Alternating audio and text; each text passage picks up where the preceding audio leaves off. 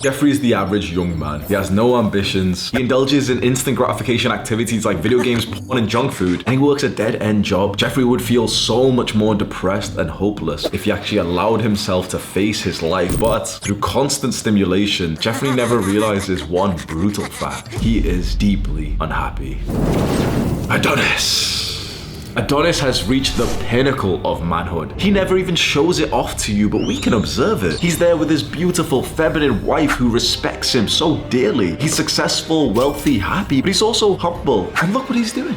He's helping Jeffrey. Modern men are not happy. Not because of toxic masculinity or because they conceal their emotions, but because they have lost that which made them men. Our modern lifestyle is a recipe for depression and unhappiness for both men and women. Men and women both have very big problems these days. But as a man, I can speak for other men. And from what I've seen in the world, men aren't happy. Now, of course, as you go through your own self-improvement journey, you've been going to the gym and setting some goals and achieving them, you start to feel happier and happier and happier. But you look to your right, you look to your left, and most of the other guys that you see day to day in the gym, as you walk past them, you see them in the cars, they look so sad. Why are men so unhappy? Look around. That guy that you see who seems so depressed today, he's a 40-year-old, he's kind of chubby. He hasn't had sex with his wife in 4 months. He can't remember the last time he woke up with morning wood. His stomach keeps getting bigger and bigger, but his arms get smaller and smaller. And this isn't to body shame him or to make him feel bad for us to be mean, but this is like his own observations. This man, of course, wakes up every day, looks into the mirror, and can't help but feel upset. Why is it so hard to maintain an okay physique? He goes to the gym 3-4 times a week still. Sure, he should take more responsibility, but is there something bigger going on? Perhaps the destruction of men's testosterone? How about that teen over there, 14 years old? He should be having a good life, right? He's still pretty much a child. He should be, full of life and happiness. Well, he's got a TikTok addiction. In fact, how much he uses TikTok has got to the point that this young man, this 14-year-old boy, has actually developed Tourette's. And I don't say this as a funny joke or anything. This isn't funny. What I'm about to say is not funny. But this boy and the girls around him, they genuinely can't help themselves to have some kind of TikTok Tourette's. Well, they'll just be studying and just out of nowhere do a dance move without even meaning to. He's broken his attention span from this endless scroll. But let's go younger because, children are full of life. That 8-year-old boy, he's 8 years old. He's going to go play with his friend, isn't he? That 8-year-old boy has a porn addiction. We live in some dark times. Andrew Tate took the world by storm, didn't he? He really, really garnered a lot of attention. And there's people who like him, people who hate him, everything, right? The kind of people who really disliked him and said he was a misogynist and a bad role model for men. They said that, he's a symbol of the patriarchy and that he's evil and all this. I'm not sure. I don't think he symbolizes toxic masculinity. I don't think he became popular because of this narrative of yeah, we live in the patriarchy. I think he became popular because there isn't enough masculinity. You see men like Andrew Tate, myself, Sneeko, Iman Gaji, these young male role models who seem to be very controversial. I'm quite sure that if the men of the world were happy, we'd all be unemployed. Or, we'd go do something else. But we wouldn't have gained the popularity, the attention that we have, with this message of, men improving themselves, becoming strong again. If men were happy and just completely fine with their lives, why did we reach 1.5 million subscribers in the self-improvement niche that very rarely goes this high? Why did we get to 1.5 million when just 2 months ago we celebrated 1 million? Why are we growing so fast? Is it because of the animations at the start? Jeffrey Adonis, they're pretty nice. They're really nice, actually. And that really helps people to digest the message, makes it kind of entertaining and stuff. Is it me sat in a bathrobe? I think I'm pretty inspiring when I talk in, this kind of manner of let's go do some push-ups. But I don't think the majority of our success has come just because I'm so amazing. And this bathrobe makes me look so good, or oh yeah, those cartoons of Jeffrey and Adonis are so good. If we made this channel 10 years ago, I don't think we would have popped off anywhere near as much as we did. It's because men aren't happy. It's because a man's life in this modern day isn't actually that valuable. It's because there isn't actually that much good, that much hope, a reason to live for a lot of men. And it gets dark when we talk about this, because as much as we don't want men to do anything to hurt themselves, the truth is, quite frankly, a lot of guys actually don't have much to live for. I don't say that to be condescending, but I want you to think of an average guy's life. He's single. He doesn't have a wife or kids. And there's a lot of guys who say they don't want to get in a relationship, they don't want kids and stuff. Yeah, I was going to make a separate video about this, but I'll just tell you very quickly now. I've been traveling around last year quite a lot. I think I went to 8 countries, right? For the first time in my life, I actually really traveled, went to different countries, different cultures. I went to a bunch of places. I saw a bunch of different kinds of people, different cultures, ages, demographics, everything, right? I saw a lot of variety in people. You know, one thing I really picked up of, most people didn't seem happy. There was one particular point when I would see happiness and joy in people around me. In all these different countries, in all these different cultures, there was usually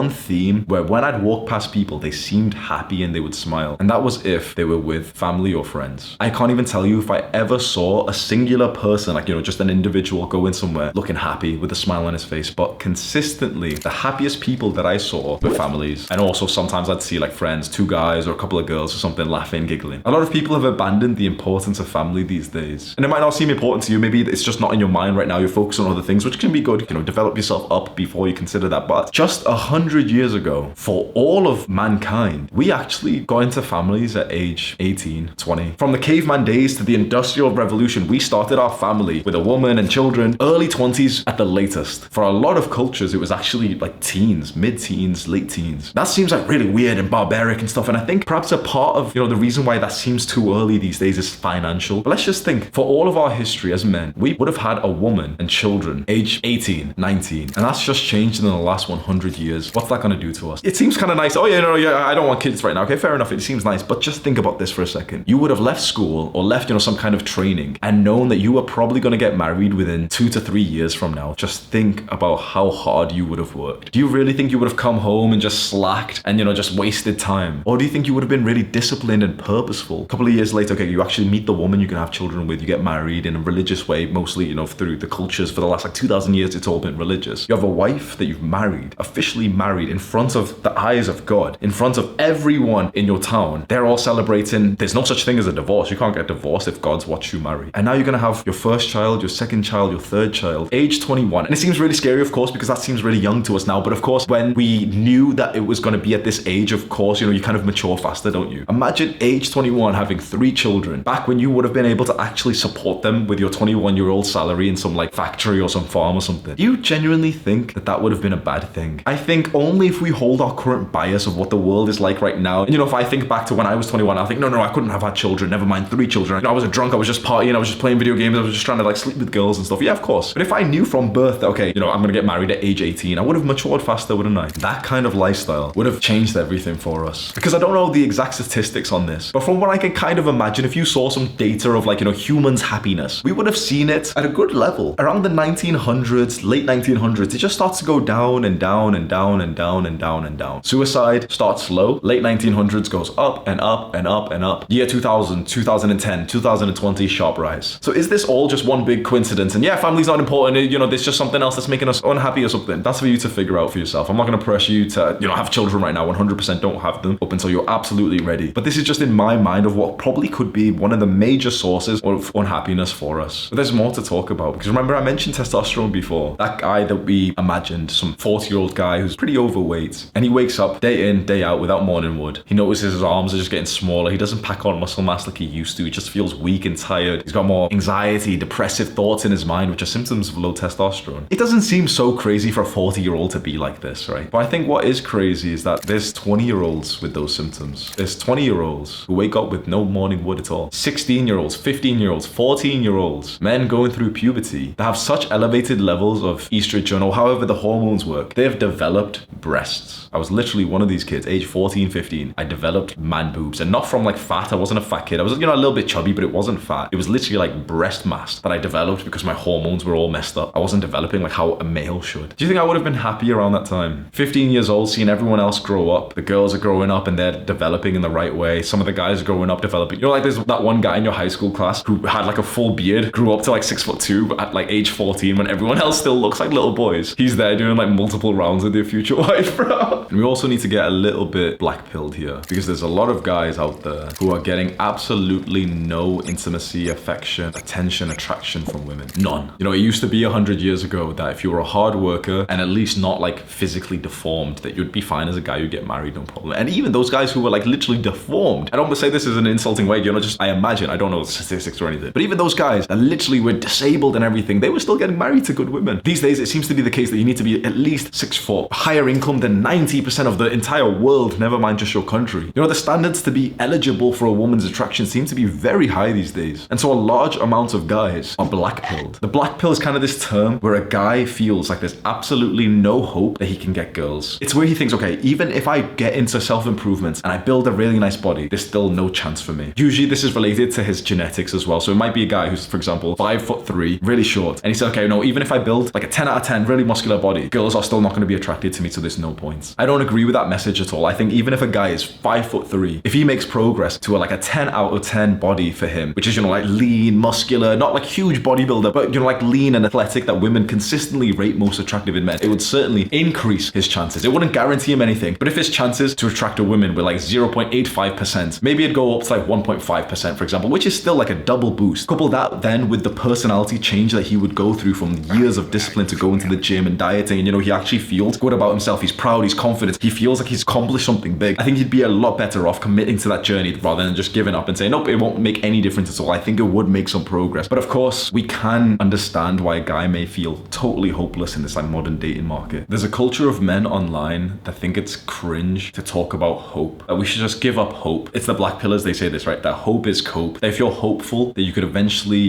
get some love in your life and improve your life, it's cope. In that, like, yeah, you're just coping, keep like deluding yourself, it's not gonna work. But the thing is, it is gonna work. Because we've seen evidence of this time and time again with hundreds, if not thousands of young men that have gotten onto self-improvement, that have improved their mental health, their physical health, their appearance, by looks maxing. They've become more confident because of these changes. They've started working harder, so they've gotten either better grades in school or maybe a promotion in work, or even started their own business and started to make a pretty good amount of money. And all of those things put together gives you this sense of progress, the satisfaction of making progress to a goal, which is probably the number one thing that a masculine man values. That's where happiness comes from for a lot of guys. That's why I do the work that I do. That's why I try and work as relentlessly and as disciplined as possible to send this message out there to the men who are watching, to tell them there is hope. Because I was one of those young men who could have given up. I was one of those young men who very easily could have had all those negative circumstances where I would have just been totally unhappy with life. I certainly got lucky in some areas. I had a very hard-working father. He was very disciplined. He was able to provide for our entire family as a sole earner, whilst my mom was like a sole housewife. As much as there was problems in my family, just seeing that dynamic of masculine man provides, feminine woman nurtures, I think that did wonders for me when I eventually understood the concepts of masculinity and femininity. I was born in Pakistan, which isn't like the best country to be, born in for like an early life advancement, but my father moved us all to the UK when I was maybe 2-3 years old. I don't know if this is really offensive to say, but it is something that I said, so I will say it to you. I live in Dubai now, and if you know about Dubai, you kind of know that, this is like really fancy place, beautiful buildings, everything. Everything is built from laborers who come from Pakistan and India. So literally you'll see the most beautiful buildings, the biggest buildings of the entire world, built by Pakistanis, Indians, guys. And they're always like, literally wake up at 5 a.m. They're already outside working. They all come in these like big buses that,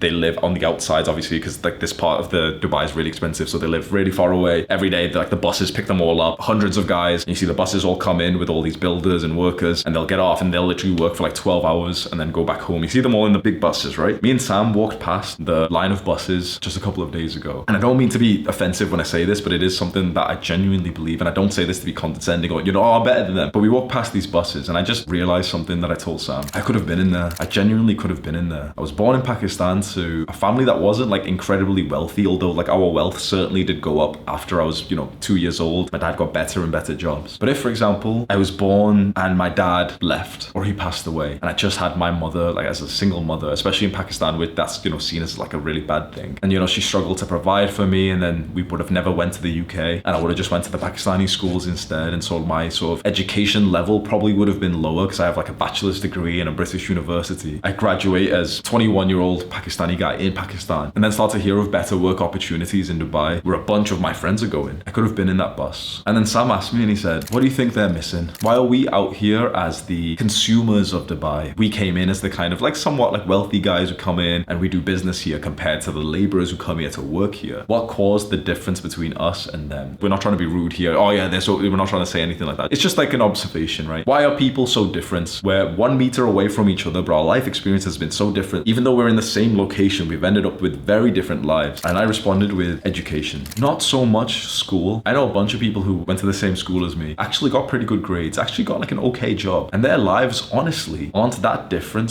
to these laborers. Like they wake up, they have a long commute somewhere, they have to go work for someone else. And then, yeah, they get paid comparatively a lot more than the laborers do. But then when you take into account the extra sort of expenses it is to like, live in a UK city, it kind of gets like equalized in a sense. difference. Like, obviously, like the lifestyle for like a British person who's working some decent job is a lot better than the guys who work here. But it's not as different as you think it is. Either way, they wake up and they go to work for like 10 hours, you know, big commute and everything, and most of their wage is just used on like living to work. So I realized it's not school that made the difference between someone who's higher up in society and someone who's lower up in terms of work, in terms of like your job. But it's the things you do outside of that. It's the awareness of the other side. I was incredibly lucky that age 21, 22, I started to just stumble into the niche of entrepreneurship, and to hear these entrepreneurs, like these businessmen, talk about the money they were making, it just started to blow my mind. There was 2 books that I read age 22 before I ever even worked like a proper full-time job that changed how my mind worked, and eventually was like the first little move to push me into this direction of being more like a businessman, and eventually, you know, I made the YouTube channel. Those books were The 4-Hour Workweek by Tim Ferriss and The Millionaire Fastlane by MJ DeMarco. And this book, The Millionaire Fastlane, truly changed my life forever. I did a full guide on this with the author of the book, which will have pop up as a card. And the reason why I'm mentioning this, entrepreneurship was one of the biggest happiness boosters that I've had in my entire life. We're gonna get very specific now, right? I've looked into the research of happiness, and it turns out that most of the things that you think would make you happy won't actually make you happy. If you buy a fancy car, your happiness slightly boosts up and it goes back to baseline. In fact, it actually goes slightly below baseline. If you buy a nice watch, exact same thing. But some of the things that cause the highest amount of happiness boost in a person was simply just their habits, what they spend their time doing. And it turned out that having autonomy, being able to choose what you wanted to spend your time on, was incredibly important for a man's happiness. This isn't for me to tell everyone, yeah, be an entrepreneur is so amazing. It's very, very difficult. It's something you really have to sacrifice a lot for. But it's, at least for me, where I found a huge part of my happiness. Because very luckily for me, I was able to build relationships from the entrepreneurship journey that I went on. Remember when I told you that when you look around, the only happy, joyful people that you see are generally people who are actually socializing, who are with friends or family. I started loads of businesses, but I was just lucky enough to start this as a business, as like, you know, this whole thing was a business to begin with. And I just ended up becoming best friends with my first ever employee. And because of the lifestyle that I was able to build with this entire movement that we have here, I was able to meet more and more people. And that's how I became a happy man. One thing I will tell you, if you just care about my own personal life, I realized just a few days ago that I'm nowhere near as happy as I used to be. I'm nowhere near as positive as I used to be. Honestly, I think I've changed for the worse in a couple of big important areas. I've become very like arrogant with my success. I've become quite egotistical. And I'm not sure exactly how this works because I still feel like, you know, there's so much more to progress. Every day I wake up with goals in my mind. I still want to make progress. It's not like, you know, I sit down and think, yeah, I'm done. I'm so amazing. There's nothing else to do. But I certainly have built up this thing of like, yeah, I'm better than everyone else. And so everyone else is bad. And like, you know, if you don't do it my way, then your way's wrong and everything. And there's a lot of things that I've realized just in the past few days that I need to like check myself on. It took me a while to realize this, but this is the nature of like self-improvement as a man. I watched back a video of mine, which I made over a year ago. If you're an OG of the channel, if you've happened to stumble on some of the older videos that I released late 2020, early 2021, you'll notice that I seemed a lot different. I was a very, very happy young man. I learned about the science of happiness and just literally put it into action. I'm striving to be a bit more like younger Hamza. Click and watch this video right now. Do the hard work, especially when you don't feel like it.